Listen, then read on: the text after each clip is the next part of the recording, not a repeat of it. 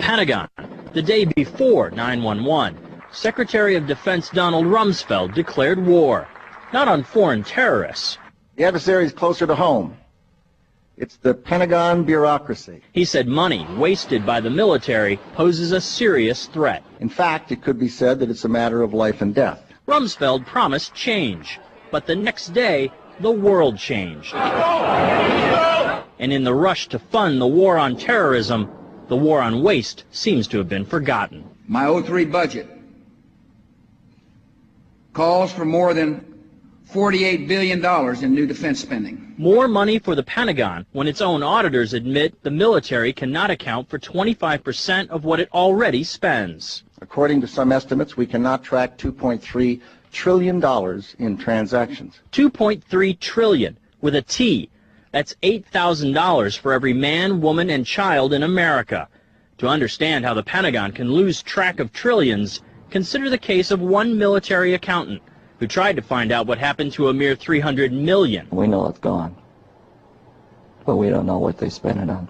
Jim Minery, a former Marine turned whistleblower, is risking his job by speaking out for the first time about the millions he noticed were missing from one defense agency's balance sheets. Minery tried to follow the money trail, even crisscrossing the country looking for records. The director looked at me and he says, "Why do you care about this stuff?" It took me aback, you know. My supervisor asked me why I care about doing a good job. So. He was reassigned and says officials then covered up the problem by just writing it off. They got to cover it up. That's where the corruption comes in. They've got to cover up the fact that they can't do the job. The Pentagon's Inspector General partially substantiated several of Minery's allegations, but could not prove officials tried to manipulate the financial statements. 20 years ago, Pentagon employee Franklin C. Spinney made headlines exposing what he calls the accounting games.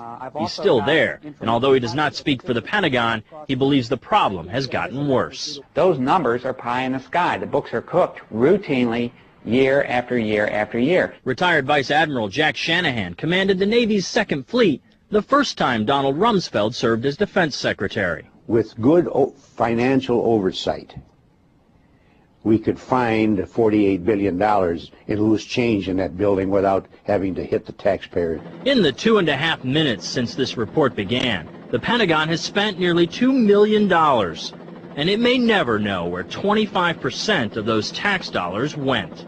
In Los Angeles, I'm Vince Gonzalez for Eye on America.